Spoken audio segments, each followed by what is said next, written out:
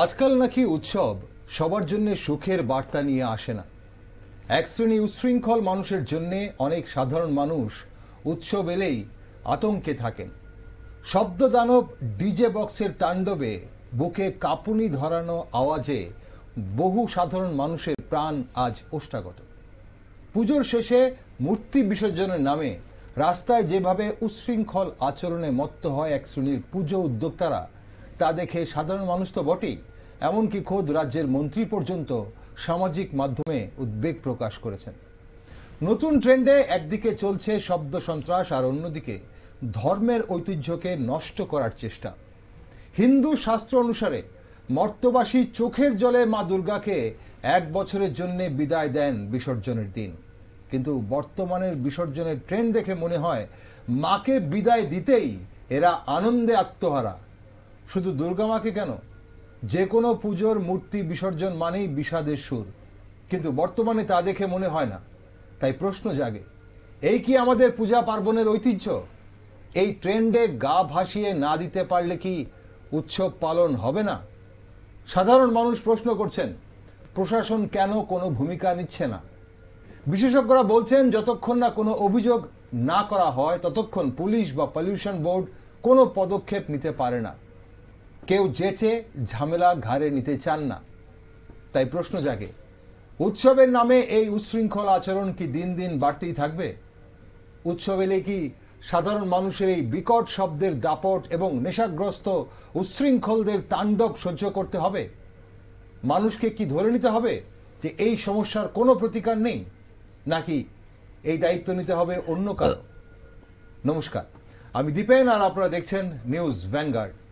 উৎসবে বা পূজায় অপসংস্কৃতির বারবারন্ত এবং সনাতন ধর্মের ওপর এর প্রভাব নিয়ে একটি বিশেষ আলোচনায় আজ আমার সাথে রয়েছেন রাজ্যের বিশিষ্ট শিক্ষাবিদ ননীগোপাল দেবনাথ এবং ইসকন হরেকৃষ্ণ মন্দিরের ধর্মপ্রচারক শ্যাম সুপ্রকাশ দাস ব্রহ্মচারী। আপনাদের দুজনকেই স্বাগত আজকের অনুষ্ঠানে। স্যার, প্রথমে আপনার কাছেই আসি। আমরা গতকালও অবশ্য এই বিষয় নিয়ে আলোচনা করেছিলাম। আমাদের সঙ্গে একজন প্রাক্তন পুলিশ আধিকারিক ছিলেন এবং আমাদের সঙ্গে একজন বিশিষ্ট সাংবাদিক ছিলেন গতকাল। এখন প্রশ্ন হচ্ছে যে ঢাকের জায়গা দখল করে নিচ্ছে ডিজে সাউন্ড বক্স, ধুনুচির জায়গায় রঙিন পানীয়র বোতল, বিদায় বেলায় বিষাদের সুরের জায়গায় উদ্দাম উল্লাস নৃত্য। এই রাজ্যে উৎসবের আনন্দ এই কোন সংস্কৃতিতে আবদ্ধ হয়ে গেল বলে মনে করেন? আপনারা ছোটবেলায় কি এমনটাই দেখেছেন? নমস্কার ভ্যানগার্ডের দর্শকদের এবং ভ্যানগার্ড কর্তৃপক্ষকে। একটা দারুণ বিষয় নিয়ে আলোচনার জন্য এখানে ডাকা হয়েছে। আমি একটা ছোটবেলার কথা দিয়ে বলছি, তখন 5 কি 6 পড়ি। আচ্ছা। তো আমাদের আসলে মানুষ যে মদ খায় এই বিষয়টা নিয়ে আমরা কিন্তু অভিজ্ঞতা ছিল না গ্রামে গঞ্জে, আমাদের গ্রামে। তো হঠাৎ একদিন শুনতে পেলাম যে একটা লোক মদ খেয়েছে। তো আমার বাড়ি থেকে প্রায় 2 কিলোমিটার দূরে আমি এই ছোট বয়সে হেঁটে গেছি যে মদ যে খায় লোকটাকে দেখতে কেমন, আমি দেখার জন্য ওকে দেখতে গেছি। একেবারে আমার এখনো জল জল করছে মনের মধ্যে সেই দৃশ্যটা। ওই লোকটাকে দেখতে গেছি, লোকটা নাকি ড্রাইভার ছিলেন নাকি, ড্রাইভিং করতেন। তো এটা কি, এটা দেখে আমাদের মনে হচ্ছে, মানে যেটা আমি বলতে চাইছি আর কি, যে আমাদের যে সংস্কৃতি বাঙালি, আমাদের সংস্কৃতিতে কিন্তু এটা নেই। সংস্কৃতি হলো একটা জাতির পরিচয়। একটা আমরা বাঙালি হিসাবে যদি আমরা একটা জাতি বলে দাবি করি, মানে আমাদের ভাষা বাঙালি, আমাদের ধর্মটা যদি আমরা হিন্দু হতে পারি, মুসলমান হতে পারি, খ্রিস্টান হতে পারি, বৌদ্ধ হতে পারি, কিন্তু বাঙালি হিসেবে আমাদের একটা সংস্কৃতি আছে একদম। এবং এই যে মুসলমানরা যখন এসছেন, আমি রবীন্দ্রনাথের কথায় যদি বলি, আমাদের ভারতীয় সংস্কৃতিটা কি, এসিমিলেশন মানে আত্মীকরণ। রবীন্দ্রনাথ যেটা বলেছেন, দিবে আর নিবে, মিলিবে মিলাবে, যাবে না ফিরে, এই ভারতের মহামানবের সাগর তীরে। তো প্রত্যেকটা এখানে আমাদের বিশাল বহু মানে ধরনের জাতিগোষ্ঠীর লোক আছে ভারতবর্ষে, এর মধ্যে আমরা আছি একটা বাঙালি। তো এই যে পূজা পার্বণ, বাঙালি পূজা পার্বণগুলোর সঙ্গে অন্যদের কিন্তু পূজা পার্বণের মিল নেই, কিছু কিছু আছে। কিন্তু আবার যেমন দুর্গাপূজা, দুর্গাপূজা বলতে আমরা বুঝি এটা বাঙালির পূজা। লক্ষ্মী পূজা বলতে আমরা বলি এটা বাঙালির পূজা। না, দেবী দুর্গা এখানে আমাদের বাঙালি দেবী দুর্গা গোটা পরিবার নিয়ে আসেন। মা যখন আসেন মর্তলোকে গোটা পরিবার নিয়ে আসেন, কিন্তু দুর্গাকে অন্য জায়গায় যখন পূজিত হয় দুর্গা একা পূজিত হন। একা পূজিত হন বা দুর্গা তখন অন্য নামে পূজিত হন। একদম সাউথ ইন্ডিয়াতে অন্য নাম, লক্ষ্মীরও অন্য নাম। আমাদের লক্ষ্মী আর ওদের লক্ষ্মীর মধ্যে মিল নাই, চেহারায়ও মিল নেই, মা মূর্তির গড়নেও মিল নেই।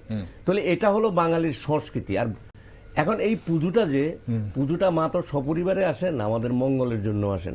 বা এবারে যে দেখলাম গণেশ পূজার যে নমুনা দেখলাম বিসর্জনের, এখান থেকে একটা টকশো করে বেরিয়ে যাওয়ার সময় আমি যা দেখলাম, এখন কিসের বোতল আমি জানি না, অনেকের হাতে দেখছি আমি ছিল, আর নাচ আর নমুনা তো অন্যরকম। তো যেটা আপনি শুরু করেছিলেন প্রথমে, যে আমরা তো মাকে বিসর্জন দিচ্ছি বা বাবা গণেশকে যদি আমরা বিসর্জন দিই, তো আমরা যখন মা বাবা মারা যায় আমাদের বিসর্জনের সুরটা তো আমরা কাঁদি, মার জন্য কাঁদি, বাবার জন্য কাঁদি। তারপরে এটা আমাদের কালচার। তারপরে আমি যে দেবতাকে পুজো করলাম, সেই দেবতা তো আমার আরাধ্য দেবদেবী। এখন আমাদের দেশে আমাদের উনি আরো ভালো বলতে পারবেন যে ভক্তি, একটা দেবতাকে পূজা করা হচ্ছে ভক্তির জন্য, আর একটা হচ্ছে রাজসিক পূজা, মানে তামসিক আর আমরা যেটাকে বলি, যেটার মধ্যে ঐশ্বর্যের বিষয় আছে, ধন দৌলতের ব্যাপার স্যাপার আছে। তো সেই জন্যই তো ভক্তি আন্দোলন, যেমন উনি ইসকনের সঙ্গে আছে, যেটা পুরোপুরি ভক্তি নির্ভর। এখন এটার সঙ্গে কিন্তু আর এখন ভক্তি নেই। কিন্তু আমরা ছোটবেলায় যখন দুর্গাপূজা দেখেছি আর কি, আমার মনে আছে কাঠামের পূজা হতো, আমরা সেখানে যেতাম, আরতি করতাম, নাচতাম, ধুম ছিনিয়ে, মানে কি একটা অন্যরকম ব্যাপার স্যাপার আসলো। এখন তো ওই জিনিসটা মানে ভাবাই যায় না, কল্পনাই করা যায় না। কারণ কি, এখন যেভাবে লিকারের মানে যে বাড়ন্ত আর কি, তো এটা তো মানে আমাদের যে ঐতিহ্য, আমাদের যে সংস্কৃতি পুরোটাকেই ধ্বংস করে দিয়েছে। আর দুর্গাপূজার সময় কি হবে, যে কোনো পূজার সময় আপনি যদি ধরুন আপনি মাইকে গানই বাজান, তাহলে আপনার গানগুলি হবে সেই ভক্তিমূলক গান, ওই দেবতাকে উদ্দেশ্য করে গান হবে। তাহলে আপনার এটার সঙ্গে এটা মানে সাংস্কৃতিকত ঐতিহ্যগত মিল থাকবে। ভক্তিমূলক গান পাশাপাশি দুর্গাপূজায় আমরা যেসব ধরনের গান শুনে অভ্যস্ত, সারা বছর সেই গানগুলো না শুনলেও এমন কিছু কিছু গান আছে, বাংলা গান আছে যেগুলো সুমধুর শুনতে, শ্রুতিমধুর, এবং সেই গানগুলো দুর্গাপূজার প্যান্ডেলে বাজলেই মনে হয় পুজো এসে গেছে। এবং আমরা পুজোয় বেরিয়েছি, সবাই মিলে ঘুরতে বেরিয়েছি, এখানে এখন ঘুরবো, খাবো, আড্ডা দেবো, মায়ের প্যান্ডেলে মানে প্যান্ডেল হপিং করবো, সবকিছু সেই গানগুলো আমাদের একটু সেই ফিলটা এনে দেয়। কিন্তু এই কোন সংস্কৃতি? আমি আসবো আপনার কাছে আরেকবার। আমাদের সঙ্গে শ্যাম সুপ্রকাশ দাস ব্রহ্মচারী রয়েছেন, হরেকৃষ্ণ মন্দিরের ধর্ম প্রচারক, ইসকন হরেকৃষ্ণ মন্দিরের। মহারাজ, যে কোনো পূজার মূর্তি বিসর্জন মানেই বিষাদের সুর বাজার কথা, এটাই আমরা এতদিন শুনে এসেছি বা আমরা দেখে এসেছি। কিন্তু দিন দিন বিসর্জনের শোভাযাত্রায় যে বহর লক্ষ্য করা যাচ্ছে, তাতে কি আমাদের পূজা পার্বণের সৌন্দর্য বজায় থাকছে বলে আপনি মনে করেন? আর পাশাপাশি উৎসবের আনন্দের নামে যে ধুম ধারাক্কা গান বাজিয়ে ভক্তি প্রকাশ পাচ্ছে কি তাতে? এতে কি সনাতন ধর্মের প্রসার ঘটছে বলে আপনি মনে করেন? হরেকৃষ্ণ, নমস্কার। ইসকন হরেকৃষ্ণ মন্দিরের পক্ষ থেকে সমস্ত নিউজ ভ্যানগার্ডের সমস্ত সবাইকে কৃষ্ণপ্রীতি শুভেচ্ছা জানাচ্ছি। পাশাপাশি সমস্ত যারা দেখছেন নিউজ ভ্যানগার্ডকে, সবাইকে কৃষ্ণপ্রীতি শুভেচ্ছা অভিনন্দন জানাচ্ছি। তো প্রথমত এই বিষয়টা একটা দারুণ টপিক, যেরকম বলছেন স্যারও খুব সুন্দর বলেছেন, খুব ভালো লেগেছে সেই কথাগুলো শুনতে। সচরাচর এখন সেটা দেখা যায় না। কিন্তু প্রথমের বিষয় হলো ভক্তি যদি আমরা দেখি, আমাদের যে আরাধ্য দেব হবে বা দেবী হবে, মা কালী, মা দুর্গা, বাবা গণেশ, আর আগামী কাল বাদে পরশু বাবা বিশ্বকর্মার পুজো। তো ভক্তি বিষয়টা হলো আমরা যে আমাদের দেব দেবতাকে আরাধ্য মনে করি, আমাদের সম্পূর্ণ ইন্দ্রিয় দিয়ে তাদের সেবা সম্পাদন করব। যেরকম আমি চোখ দিয়ে ভগবানের দিব্য রূপ দর্শন করব, আর কান দিয়ে ভগবানের কথা শুনবো, হাত দিয়ে ভগবানের জন্য মালা বানাবো, ভগবানের জন্য প্রসাদ বানাবো, আর জিভ দিয়ে ভগবানের নাম কীর্তন করব আর প্রসাদ গ্রহণ করব। কিন্তু এই হলো একজন ভক্তের চরিত্র হবে। কিন্তু যখনই ভক্তটা সেই মানে সবটা বিষয় হবে ভগবানকে কেন্দ্রিক বা সেই দেব দেবতাকে কেন্দ্রিক, কিন্তু যখনই আমরা এটা থেকে একটু পিছলে গেলাম, তখনই আমাদের ইন্দ্রিয় তৃপ্তির বাসনাগুলি আরো সম্পূর্ণ হয়ে যাবে। একটু নেশা করব, নেশা করে একটু ভালোভাবে নাচবো। কেউ দেখছি এখন তো খুব মানে গণেশ পুজোতে আমি লাস্ট সোমবারে গেছিলাম, কিন্তু কি ভয়ানক একটা পরিস্থিতি চারিদিকে দেখলাম, ছোট ছোট মেয়ে ছেলে একসঙ্গে ঘুরছে। তা আমি জানি না বাড়ির গার্জিয়ান গুলো কি করে, কিভাবে বা একসঙ্গে ছাড়ছে। আর রাস্তার বাদবাকি রইলো রাস্তাতে ডিজে গান বাজানো। কিন্তু ওইখানে যে স্যার যেটা বললেন, স্যারের সঙ্গে স্যারকে অসংখ্য প্রণাম আমি জানাই যে স্যার সত্যি বাস্তবতাটাকে তুলে ধরলেন, যে সেখানে ভগবানের গান বাজবে, সেই দেবদেবতার গান বাজবে, কিন্তু সেটার উল্টো হচ্ছে। মদ কিভাবে খাওয়া যায় সেটা নিয়ে কোনো একটা গান, কিভাবে বিড়ি খাওয়া যায় সেটা নিয়ে একটা গান। তো এগুলো আমাদের সনাতন সংস্কৃতিটাকে পুরো ধ্বংস করছে। আরেকটা লাইন যেটা, emotion is not a devotion, মানে ভাবাবেগটা কখনোই ভক্তিতে প্রবেশ করতে পারবে না যদি আমরা ভাবাবেগকে, মানে আমি আমার মতো আমার ইন্দ্রিয় তৃপ্তির ভাবাবেগগুলিকে ভক্তিতে লাগাবো, সেটা কখনোই ভক্তি হবে না। সেটা লুক দেখানো হবে। আজকে ওই প্যান্ডেল, কোটি কোটি টাকার প্যান্ডেল করলো, আমি আরো বাড়াবো, তারা 2 দিন মদের আসর করেছে, আমি 5 দিন মদের আসর করবো, আমি তাদের থেকে এগিয়ে থাকবো, সেইগুলো বর্তমানে চলছে আর কি, সর্বত্র চলছে। কিন্তু আখেরি সেটা সনাতনের বিশাল বড় ক্ষতি করছে। এটা 10 বছর পরে আরো বেশি করে বোঝা যাবে। স্যার যেটা বললো, স্যারের ছোটবেলার সঙ্গে এখনকার কোনো মিল নেই। তো আমরা যখন স্যারের মতো আরো বড় হব, তখন আমরাও কিছু মিল পাবো না। আমি তো এখন সচরাচর দেখছি, কিন্তু আরো পরে আরো ভয়ানক অবস্থা হবে আর কি। ঠিক, মানে আমাদের শাস্ত্রে বা গ্রন্থে বা ধর্মীয় গ্রন্থে যেসব লেখা আছে বা সেগুলো হয়তো আমরা কোনো মিলই খুঁজে পাবো না তখন আর আমাদের বাস্তবের মাটিতে দাঁড়িয়ে। এখন আসবো আপনার কাছে আরেকবার। স্যার, এই যে হিন্দু ধর্মের গরিমা নষ্ট হচ্ছে বলে যে অনেকেই অভিযোগ করছেন, ইভেন কি খোদ রাজ্যের মন্ত্রী পর্যন্ত অভিযোগ করছেন, তাহলে এই গরিমা ধরে রাখার দায়িত্ব কার? কিভাবে অটুট থাকবে এই গরিমা? এখন যে পরিবেশ আমরা দেখছি, প্রত্যেকবার আমরা এই ধরনের পরিবেশ দেখি এবং প্রত্যেকবার এক শ্রেণীর মানুষ এটা করে, সবাই অবশ্যই এটার সঙ্গে যুক্ত না, এক শ্রেণীর মানুষ করে, কিন্তু তাদেরকে কোনোভাবেই এই পথ থেকে সরিয়ে আনা যাচ্ছে না এবং দিন বা দিন তাদের দেখা দেখি অন্যদেরও আমরা দেখছি একই পথে হাঁটছে। তাহলে আমাদের এই যে গরিমা নষ্ট হচ্ছে, এটা কিভাবে আমরা ধরে রাখতে পারবো? কে দায়িত্ব নেবে স্যার? আসলে আমরা যে ধর্মটা এখন ধর্মে বলি, যেটা নিয়ে আলোচনা, আমাদের সনাতন ধর্ম, হিন্দু ধর্ম, হিন্দু ধর্ম বলতে কোনো ধর্ম নেই, এটা হলো সনাতন ধর্ম। এটা অ্যাকচুয়ালি এটা সনাতন ধর্ম। হিন্দু শব্দটা জাতিবাচক, একটা জিওগ্রাফিক্যাল এরিয়া। আমরা যে ভৌগোলিক ভূখণ্ডের মধ্যে আছি, এক সময় বিদেশিরা আমাদের এই দেশটাকে বলতো হিন্দুস্তান। হিন্দু মানে হিন্দুদের স্থান, হিন্দু মানে এখানে শব্দটা অ্যাকচুয়ালি জাতিবাচক। তো এটাকে ধর্মীয় সম্প্রদায়ের মধ্যে টার্ন করা হয়েছে। এখন আপনি বৌদ্ধ হতে পারেন, আপনি খ্রিস্টান হতে পারেন, আপনি যে কোনো ধর্মের লোক হতে পারেন, আপনি বসবাস করেন কোথায়? হিন্দুস্থানে। মানে আপনি অ্যাজ এ নেশন, মানে প্রাচীন ভারতে আর কি, বা মধ্যযুগে ওইটা নেশন জাতিবাচক শব্দটা, কিন্তু যাকে এটাকে ধর্মে টার্ন করা হয়েছে। তো সনাতন ধর্মের একটা বৈশিষ্ট্যের কথা বলি আমি, যেটা ঐতিহাসিক। সনাতন ধর্মটা আমার মতে এটারও একটা, মানে কি বলবো আমি, এটা একটা ন্যাচারাল বা সাইন্টিফিক দিক আছে। সাইন্টিফিক দিক এই কারণে, মানুষ তো এক সময় গুহা গহ্বরে বাস করতো, প্রকৃতি রাজ্যে বাস করতো। মানুষ প্রাকৃতিক যে ঘটনাগুলো, এগুলিকে দে কুড নট এক্সপ্লেইন, তারা ব্যাখ্যা করতে পারতো না। ঝড় বৃষ্টি বাদল, পাহাড় পর্বত, তারপরে নদী, এই সমস্ত বিষয়গুলোকে। তখন মানুষ ভাবতো যে একটা সময় যে মানুষের এই সমস্ত শক্তির পেছনে নিশ্চিত something, there is something, some spirit, মানে কিছু একটা কাজ করছে। সেখান থেকেই কিন্তু দেবদেবীর উৎপত্তি। এখন আমরা যে দেবতার পূজা করি, এটা শুধু যে খালি আমাদের ভারতীয় সভ্যতায় ছিল তা না। আমাদের ভারতীয় সভ্যতা একদম প্রাচীনতম সভ্যতা, যদি আমরা মেহেরগড় সভ্যতা বা সিন্ধু সভ্যতাকে যদি আমরা ধরি, পরে আর্যরা আমাদের এখানে এসেছেন। তো এটা কিন্তু একদম ঐক্য সময়েও কিন্তু ঐতিহ্যটা ছিল। এরপরে আপনি চলে যান আপনার ইয়েতে, কি জানি কয়, মিশরীয় সভ্যতা, আপনি চলে যান বেবিলিয়নের সভ্যতা, আপনি চলে যান অন্যান্য যে কোনো সভ্যতা, অদৃশ্য শক্তিকে সব জায়গাতেই, না না, সেখানেও কিন্তু মূর্তি পূজা ছিল। এই জন্য যারা অনেকে বলে যে তোমাদের অন্য ধর্মের যারা আর কি, এগুলি তো অজ্ঞানী, এগুলি জানে না কিছু, ইতিহাস জানে না, তোমরা মূর্তি পূজা করো, বা তোমাদের অবতারকে, তোমাদের ধর্মের প্রতিষ্ঠাকে। সনাতন ধর্মের কোনো প্রতিষ্ঠা নাই। ওই যে প্রকৃতি কেন্দ্রিক যে ব্যাপার স্যাপারগুলো, এখন সেখানে অঞ্চল বিশেষে দেবতাকে বিভিন্নভাবে রূপ দিয়েছে। তারপরে বায়ুর দেবতা, ওই বৃষ্টির দেবতা, তারপরে ঝড়ের দেবতা, ঈশ্বর তো এক, কিন্তু ঈশ্বরের বিভিন্ন রূপ হচ্ছে এক একজন দেবদেবী। ওইটা বললাম না, ওই যে অঞ্চল, এই যে প্রকৃতির যে উপাদানগুলো, সেই প্রকৃতির উপাদানগুলোকে কেন্দ্র করে কিন্তু এটা হয়েছে। দেখবেন এর জন্য সনাতন ধর্মের মধ্যে কোনো একজন স্রষ্টা বিশেষ নাই। আর আমি যদি বলি, এটা কিন্তু অ্যাকচুয়ালি একটা ডেমোক্রেটিক সিস্টেমও আছে। এটার মধ্যে আস্তিক আছে, নাস্তিক আছে, মানে নানা রকম আছে, ভক্তিবাদী আছে, একেশ্বরবাদী আছে, বহুশ্বরবাদী আছে, মানে আপনি কেউ বাধা দিতে পারেন। এখন ব্রাহ্মণ্যবাদ যখন লেটার বৈদিক পিরিয়ডের সৃষ্টি হলো, ব্রাহ্মণিজম, তখন কিন্তু এই ধর্মটার 12টা বাজিয়েছে, যার জন্য এখান থেকে কিন্তু এটার প্রতিবাদ স্বরূপ আপনি জৈন ধর্ম বা বৌদ্ধ ধর্মের উৎপত্তি। চৈতন্য যেটা করলেন, অসাধারণ কাজ করেছেন উনি, হরিনাম বা কৃষ্ণ নাম দিয়ে, জাত পাত ভেদ ব্যবস্থার বিরুদ্ধে এই যে ঐশ্বর্য আমরা যেটা বলি, ঐশ্বর্য আমরা যেটা বলি, ওই যে তামসিক আচরণ ধর্মের, যেটার নামে মানুষকে শোষণ করা হয় শ্রাদ্ধের নামে।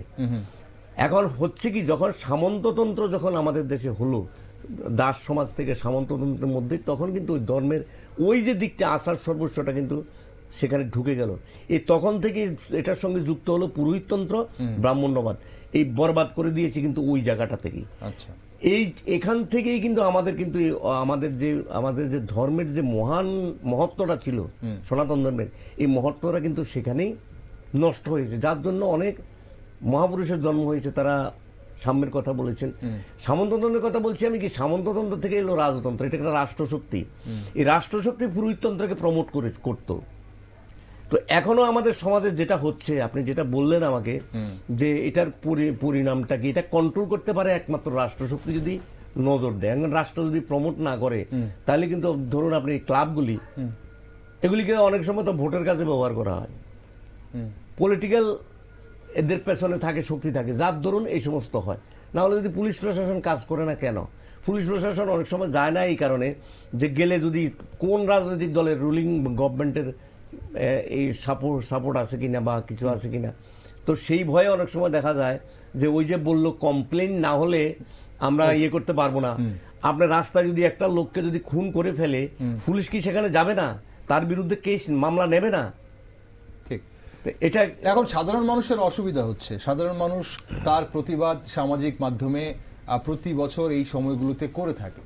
এখন পুলিশ বা প্রশাসন কি ইচ্ছে করলে, বা যে দপ্তর রয়েছে পলিউশন ডিপার্টমেন্ট, যেখানে শব্দ দূষণ হচ্ছে বা দৃশ্য দূষণও হচ্ছে, এখন সেই জায়গায় দাঁড়িয়ে কি তারা কোনো ধরনের নিজে থেকে কোনো প্রোঅ্যাক্টিভ কার্যকলাপ করতে পারে কিনা? কিন্তু আপনি যেভাবে বললেন, যেটা বললেন সেটাই আসল কারণ। গতকালও আমাদের যিনি বিশেষজ্ঞ ছিলেন এই কথাই বলছিলেন, এর জন্যই পলিটিক্যাল ইন্টারফারেন্স থাকে বলেই অনেকেই এটা সাহস করেন না বা করতে চান না।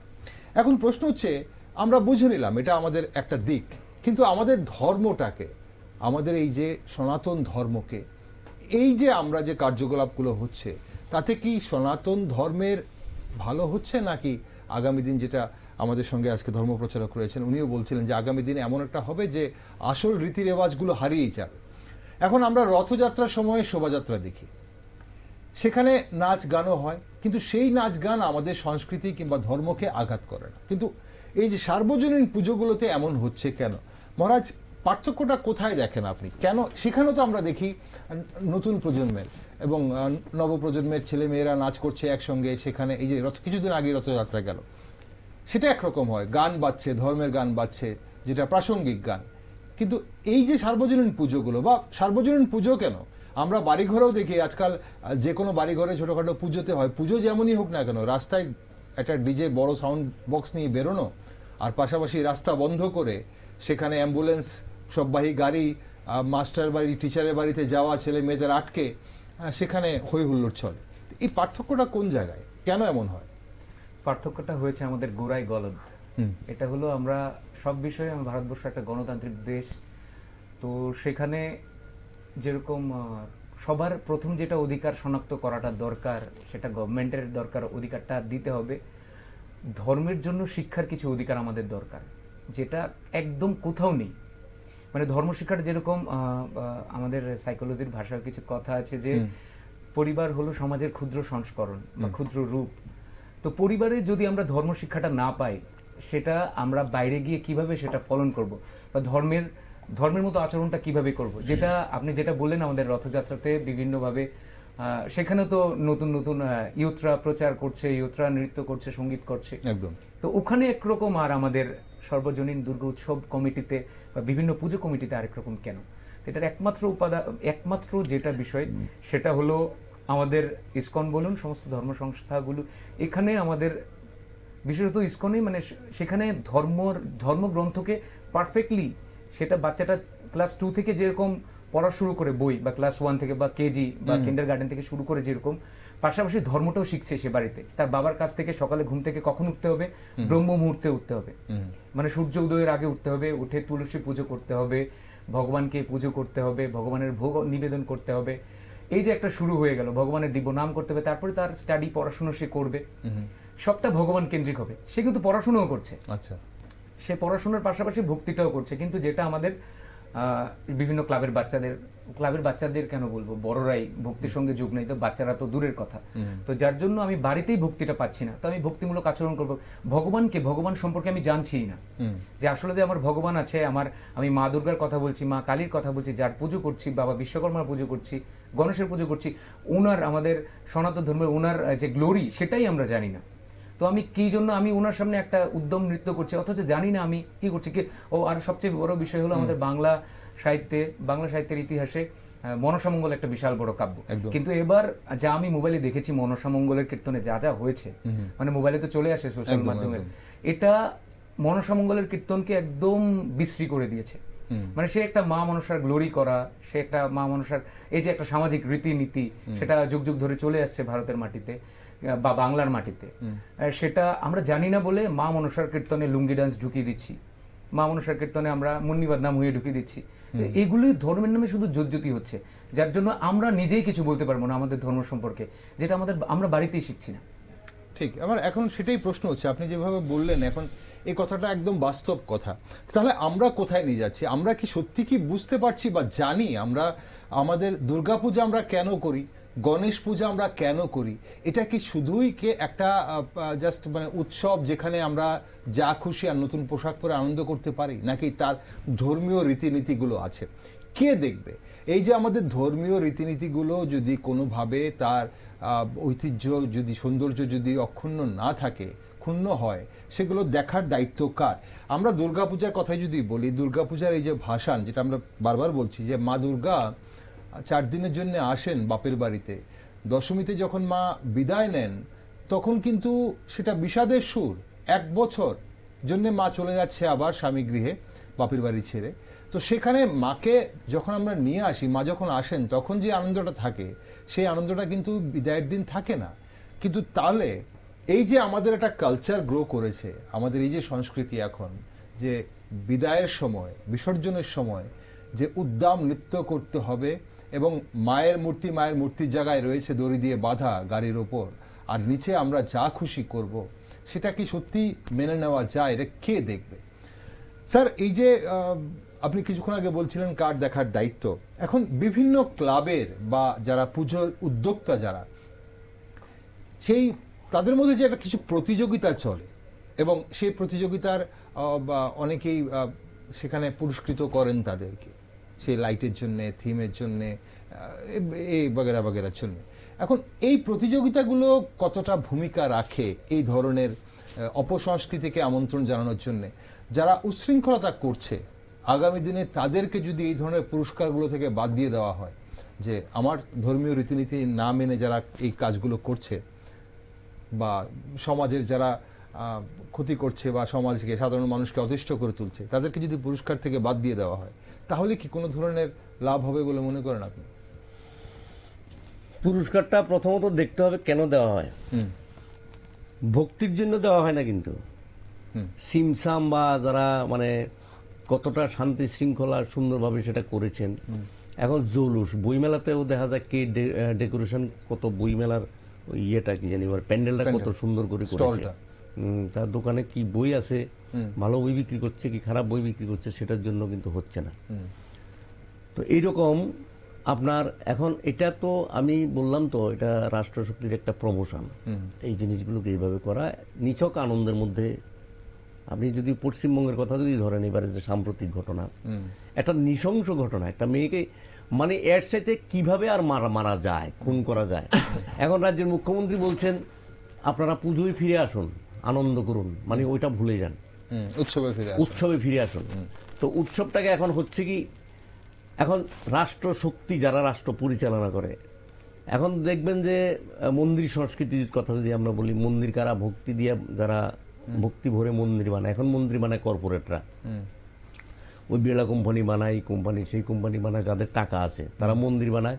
এখন ভক্তরা যায় সেখানেও, কিন্তু সবটার সাথে কিন্তু অর্থনীতি যুক্ত আছে। কারণ কি, একটা মন্দির যদি বানায় সেখানে যেসব টাকা পয়সা আসবে এগুলো ট্যাক্স ফ্রি। মন্দিরের নামে যে দেবোত্তর সম্পত্তি বলে কি জানি একটা কথাবার্তা আছে, তো সেগুলি সব রাষ্ট্রশক্তি কিন্তু পেছনে। এবং এই যে দেব দেবীগণ পূজাগণ সবকিছু কিন্তু সিস্টেমটা হলো শ্রমশক্তির সঙ্গে যুক্ত।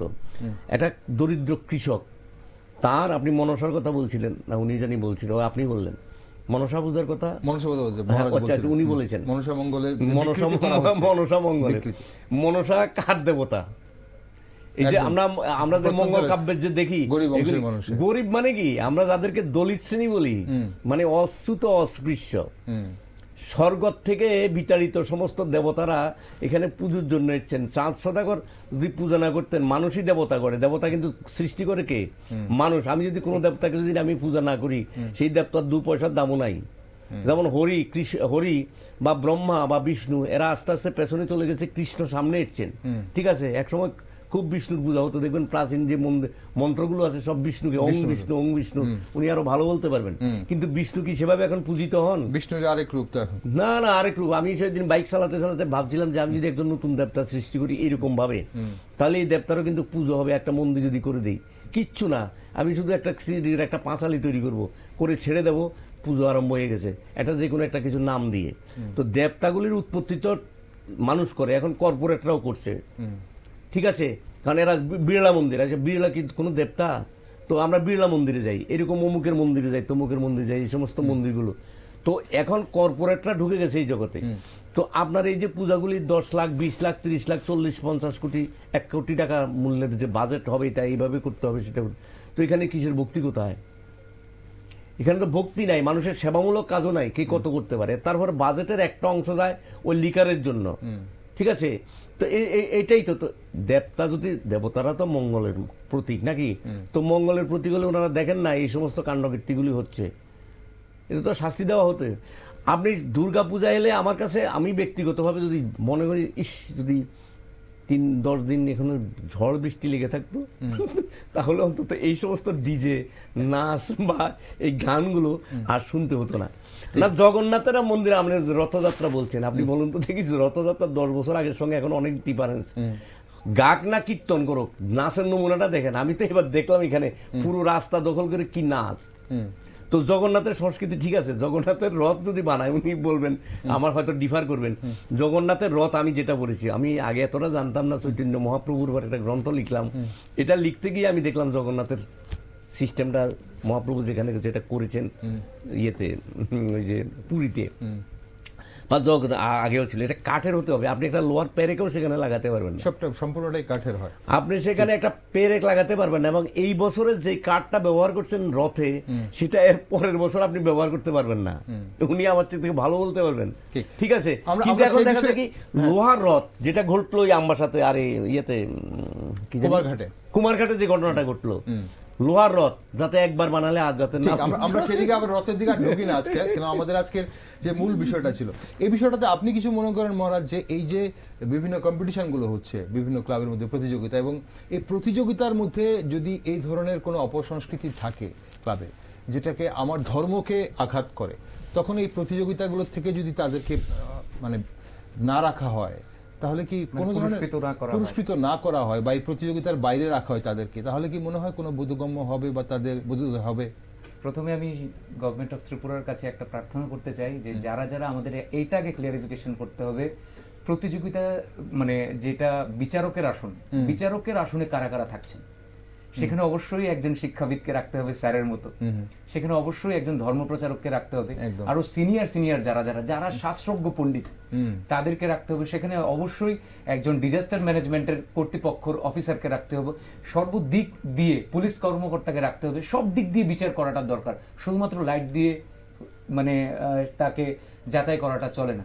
সেখানে বাচ্চারা কি শিখছে সেই প্যান্ডেলটা দেখে, কি বার্তা ধর্মের ভিত্তিতে ধর্মটা কতটুক দেখাচ্ছে ওখানে, ধর্মর আখিরে তো আমরা মানে সনাতনের প্রচার করছি, সনাতনের প্রচারটা কতটুকু হচ্ছে, ডিজাস্টার ম্যানেজমেন্ট কতটুকু হলো এখানে, কতটুকু সবটা মানে পরিবেশ বান্ধব হলো, সেই মানে সর্বদিকের একজন বিশিষ্ট ব্যক্তিবর্গকে রেখে ওই কমিটিটা বানাতে হবে।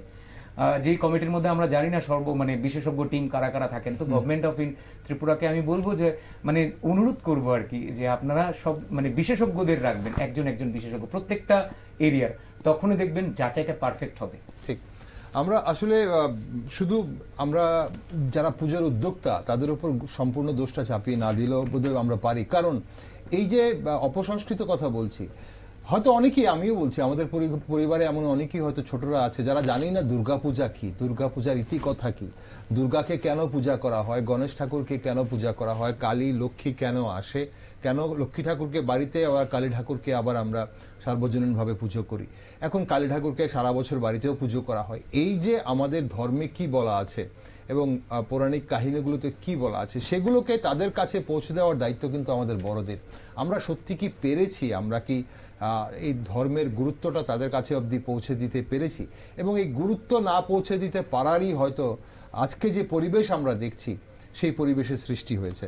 স্যার, খুব বেশি সময় নেই, এবারের বন্যার কারণে চাঁদা নিয়ে যেন মানে কোনো ধরনের জোর জবরদস্তি না হয় তা নিয়ে খোদ মুখ্যমন্ত্রী কিন্তু আবেদন রেখেছেন বিভিন্ন পুজো উদ্যোক্তাদের কাছে। কিন্তু রাস্তায় শব্দ সন্ত্রাস করে যারা রঙিন দুনিয়ায় মত্ত থাকে তাদের ওপর কি এই আবেদনের বা এই ধর্মীয় ভাবাবেগের কোনো প্রভাব পড়বে বলে মনে হয় আপনার? না, মুখ্যমন্ত্রী তো প্রশাসনিক প্রধান হিসাবে দায়িত্ব রেখেছেন বা বক্তব্যটা রেখেছেন, উনি আবেদন রেখেছেন। তো আজকে যেমন দেখলাম ওই যে আন্দোলনরত ছাত্রদের সামনে এখানকার মুখ্যমন্ত্রী গেছেন, আমি দিদি হিসাবে এসেছি। তো আসলে ওরা আন্দোলন করছে জাস্টিস ফর আরজিকর। এখন জাস্টিস ফাস্টিস তো কোথায় গেছে, মানে বিষয়টা অন্যভাবে ম্যানেজ করার চেষ্টা হচ্ছে। তো উনি করেছেন, ঠিক আছে, ওনার যে অনেস্টি আছে, ওনার যে আন্তরিকতার হয়তো কোনো অভাব নেই, কিন্তু সেটা প্রশাসনিকভাবে তার যদি কন্ট্রোলিং না থাকে, প্রশাসনিকভাবে কন্ট্রোলিংও যে হয়, আপনি যে বললেন গতকালকে সেখানে ছিল কি জানি বলে, ওই টক শোতে বলছিলেন যে বলছেন কেউ কমপ্লেন না করলে কি কমপ্লেন করবে। পরিবেশ দূষণ কেন? পরিবেশ দূষণ নিয়ন্ত্রণ পর্ষদ এখানে এই কারণে হয়েছে, পরিবেশ দূষিত হলে পর্ষদ তো সউদ্যোগে সেখানে কেস নেবেন। ওরা ঘুরবে, ওরা দেখবে বায়ু দূষণ কতটা, মেপে দেখবে বায়ু দূষণ হচ্ছে কিনা, জল দূষণ হচ্ছে কিনা। এই যে ফুড সিকিউরিটি বা ফুড সেফটি, সে ঘুরে ঘুরে দেখবে এই যে রেস্টুরেন্টগুলোতে হচ্ছে কিনা। আচ্ছা, আপনি বলুন তো দেখি, দুর্গা পূজার সময় আমরা তো নিরামিষ খাই, দশমী গেলে পরে একদিন খুব ভালো করে বাম্পার করে মাছ মাংস খাই। তো বাড়িতে নিরামিষ চলে, আর আপনি এই যে পূজার সময় যে এতগুলো রেস্টুরেন্ট সমস্ত মাংস টাংস এইসব বিরিয়ানি ফলাও চলে এগুলো, তো এরা বাড়িতে নিরামিষ খায় আর এখান থেকে ভুরি ভোজন করে মাছ মাংস খেয়ে যায়। তো আপনার সনাতনের ঐতিহ্যটা বা আপনি যে বলছেন তো কোথায় রক্ষিত হলো? এবং যেই পরিবারে দেখবেন এরকম সাংঘাতিক পূজা করে, ভক্ত আছে, মা ভক্ত, বাবা ভক্ত, সেই পরিবারের ছেলে মেয়েরাই সেখানে যায়। তো উনি যেটা বলছিলেন যে ওই যে দেবতার, আমি দেবতার বলতে, আমরা ছোটবেলায় যখন পড়েছি, আপনিও নিশ্চয়ই পড়েছেন, তখন কিন্তু আমাদের একটা ছিল যে মরাল এডুকেশন ছিল, আমাদের যে স্টোরিগুলো ছিল বাংলা বা আমি ধর্মের কথা বলছি না, সেখানে কিভাবে মানুষের মরালিটি বাড়ে, নৈতিকতা বাড়ে, নৈতিক শিক্ষা। তো নৈতিক শিক্ষা সেখানে গল্প, ইংরেজি গল্পই হোক বা স্টোরি হোক বা বাংলা গল্পই হোক, গদ্য কবিতাই হোক, সেগুলোর মধ্যে এই সমস্ত থাকতো। এখন সিলেবাসও তো চেঞ্জ করে ফেলেছে, সিলেবাসের মধ্যে এসব নাই, তো সিলেবাসের মধ্যে এসব নাই। তো এই যে বিষয়গুলো, নৈতিক শিক্ষা যদি সেখানে না ঢুকানো হয়, মা বাবাকে শ্রদ্ধা করো, গুরুজনকে শ্রদ্ধা করো, তারপরে তুমি চুরি করো না বা অন্য কিছু করবে না, মানে মিথ্যে কথা বলবে না। মহাত্মা গান্ধী বলেছেন, যে শিক্ষক মিথ্যা কথা বলে সে ছাত্রকে তার সেই কথা বলার অধিকার নাই যে তুমি মিথ্যা কথা বলো। মহাত্মা গান্ধীর অনেক ত্রুটি বিচ্যুতি আছে, কিন্তু উনি যে বলছেন নেতাজি হার মানে মানে সীতারামাইয়ার পরাজয় মানে আমার পরাজয়, উনি কিন্তু অ্যাকচুয়ালি সত্যি কথা বলেছেন। ওনার মনের কথাটা উনি চাপা রাখেননি, গোপন রাখেননি আর কি। তো এই যে আমরা ছেলে মেয়েরা, শিশুরা যদি সত্যি কথা বলতে না শিখে, দুর্গাপূজার চাঁদার জন্য বাড়িতে এসছে বা বাচ্চাকে বলছে বা জন্য পাওনাদার ইচ্ছে, বাবা বলে দে বাবা বাড়ি নেই, তো যার জন্য আমার মিথ্যা কথাটা শিখিয়ে দিচ্ছে এখন সামনে, বাবা বলেছে বাবা বাড়ি নেই, মরালিটা শিখবে কি করে বাচ্চা? তারই প্রভাব আমরা দেখছি, তারই প্রভাব দেখছি আমরা রাস্তায় এই মুহূর্তে। এখন প্রশ্ন হচ্ছে যে দৈনন্দিন জীবনে নিজ সংস্কৃতির অধিক চর্চা কি কোনোভাবে এই অপসংস্কৃতি থেকে মানে আমাদের আগামী প্রজন্মকে দূরে রাখতে পারে বলে মনে করেন মহারাজ? বা শুধু আমাদের নিজের সংস্কৃতি না, ধর্মীয় সংস্কৃতির পালন করা কি খুব বেশি প্রয়োজন বলে এই মুহূর্তে মনে করছেন?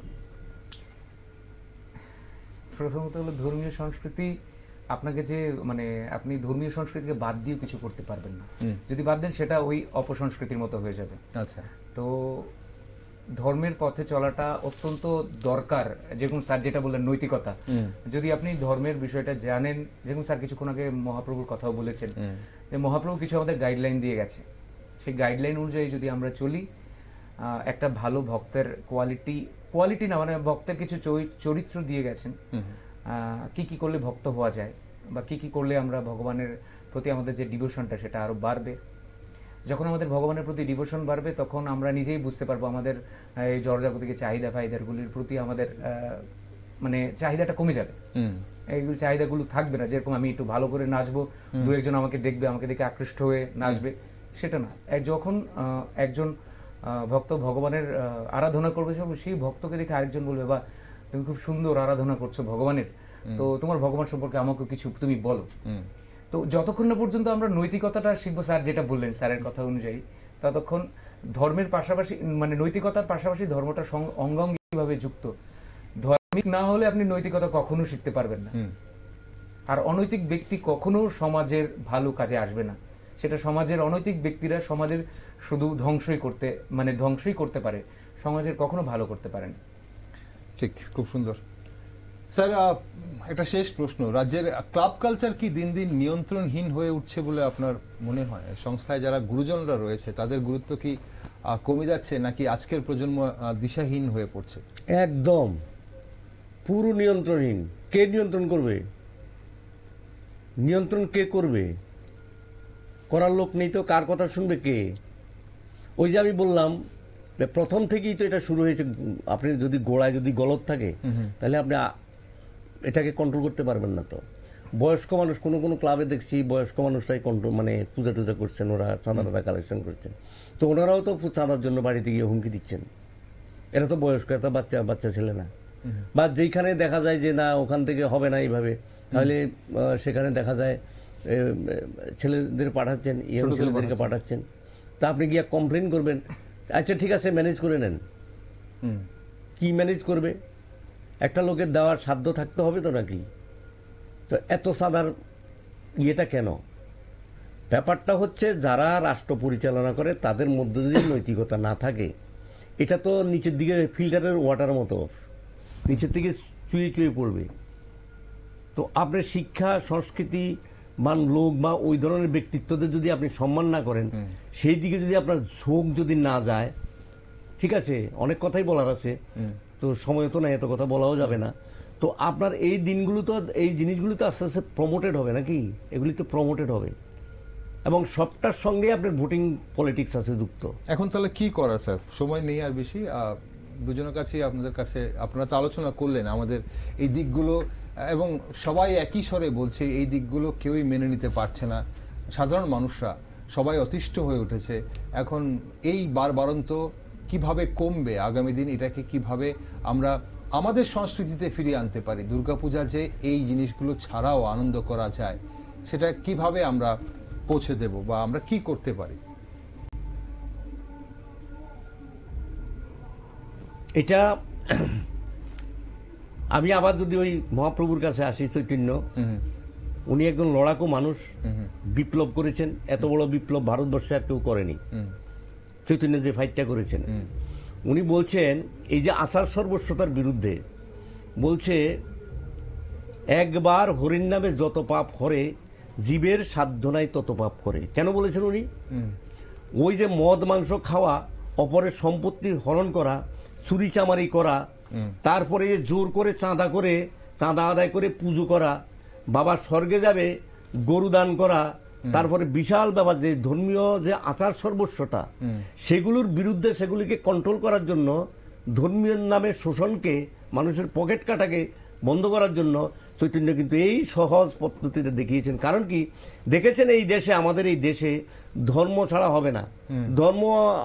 ধর্ম নিয়ে চর্চা মানুষ করবেই, ধর্মকে আপনি বাদ দিয়ে পারবেন না। সুতরাং এটাকে যতটা এই সমস্ত আচার সর্বস্বতাকে মিনিমাইজ করা যায়, কম করে আপনি কিভাবে ভক্তির মাধ্যমে আপনি ঈশ্বরের কৃপা লাভ করতে পারেন, এই জন্য তিনি একটা রাস্তা দেখিয়েছেন। এখন অন্তত এই যে মোরাল টিচিং, যেটা আমি চৈতন্যের উদাহরণটা বললাম আর কি এই কারণে যে যেহেতু উনি এই রাস্তাটা নির্দেশ করেছেন। তো এখন আশ্রমগুলিও তো বৈষ্ণবরা তো সেটা মানে না, ওরা তো পুরো জাতপাত নিয়েই তো এই জনের হাতে খাবে না, ওজনের ছোঁয়া খাবে না, ধোঁয়া খাবে না, সেই আবার বিভাজন, সেটা আবার এখানে চলে এসেছে। চৈতন্য শিক্ষা যারা তিলক কেটে করেন ওরাও তো মানেন না। এখন এটা মুশকিলের কথা। কি করা তাহলে স্যার?